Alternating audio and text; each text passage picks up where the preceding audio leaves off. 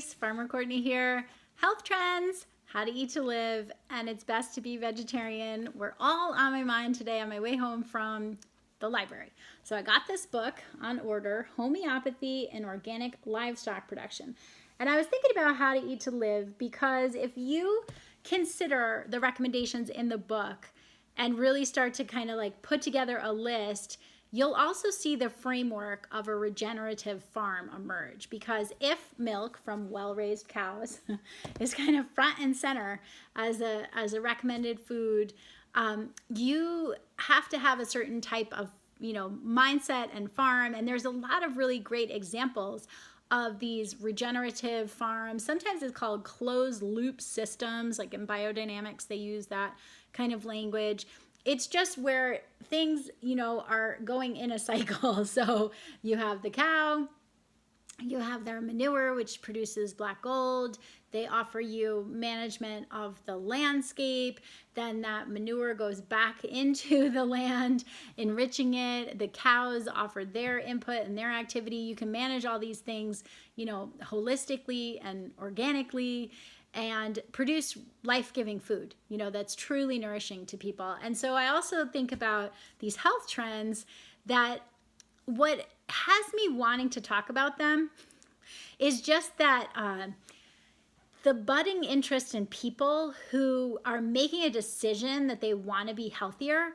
And then there's all of these traps of half-truths and parroted nutritional information that might sound good, but is it a health trend or is it a health hazard? Because there's an oversimplification of things.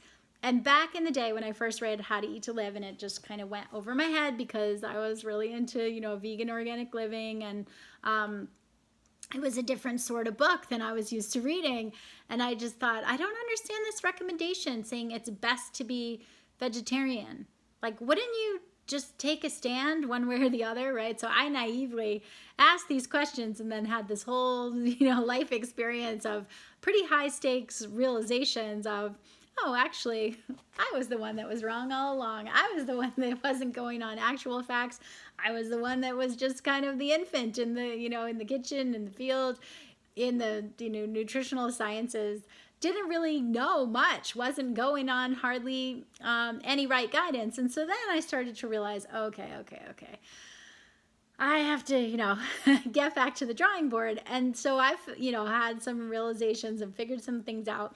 And then when I look to see the folks who are really making a decision to make a change, kind of having those same pitfalls laid before them, I think it's time to have a conversation about how to eat to live being dietary recommendation that is a wide enough holistic palette for both a sustainable regenerative farm to emerge and for people, regardless of where they're at in their healing journey, in their health journey, in their stage of life, to be able to be fed nourishing foods that you aren't going to hear about later on have all these hidden consequences, right? So, and rather than look at, was the most honorable Elijah Muhammad right about this or that?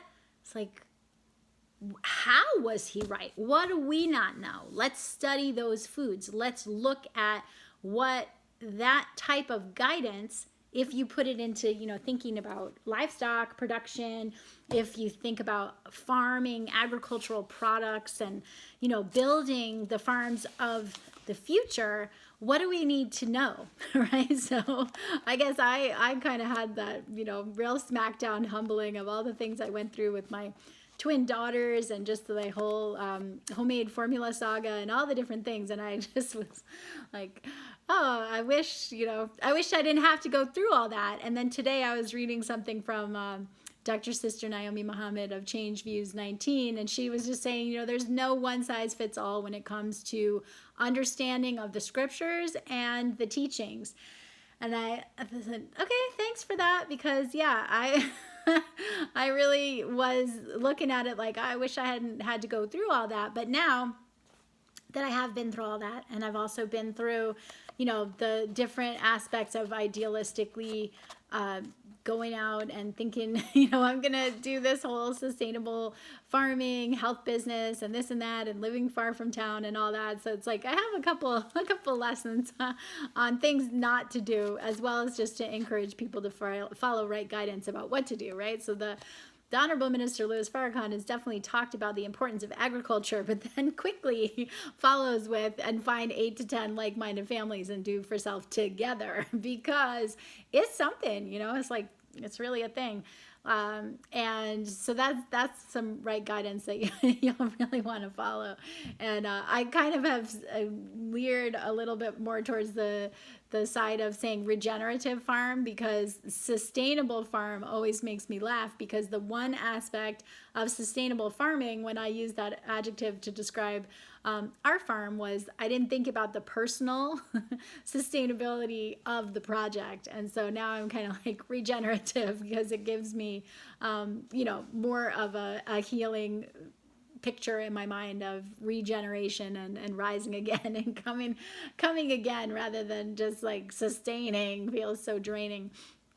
So that was just on my mind. So I'm going to be, putting out a couple new materials and videos and different things, just pushing back on the health trend or hazard. And I had put up a post, talking about different things. And I did list in some good things, because one of the things that I pray to be is a bit more encouraging, right? Nobody just wants to hear the risk report and all the bad news all the time. So I am praying to have it, I can't guarantee that it'll be balanced, but to have an offering, a mix where there's a solution as well as the risks listed. So I don't think anybody's ever been like, oh, you're so balanced. I tend to just be, focused and labeled more extreme or hardcore or this or that, and that's just how I am, So I am taking those suggestions, and each time I'm gonna list something,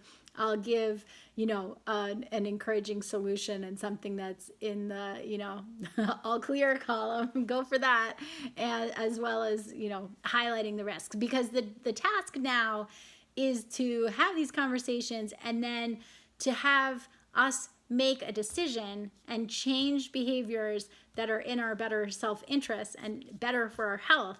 But then we're still kind of, trying to turn the ocean liner that is consumer demand and its effect on agriculture to get to a different option of just where things will be more plentiful and more available. And that understanding of how to eat to live and the teachings of the Most Honorable Elijah Muhammad around food, farming, health, and wellness are elevated and more understood. So I am, that is the goal of the communication that I'm going to be putting in about health trends. And so today is day 27. So this is part of a project of me putting up 67 consecutive posts in celebration and honor of Minister Louis Farrakhan for his 67 years of service in the Nation of Islam. I just was, thinking of putting up a happy birthday post and giving thanks on his birthday. And it came to me that actually, that would be real easy. I should do 67 posts, because I haven't really been consistent doing anything for 67 days as far as content goes, in that leveling up would be a much more apropos way to give thanks. And so today is day 27. If you liked this video, thumbs up, subscribe to the channel, share it with other people if you feel so inclined.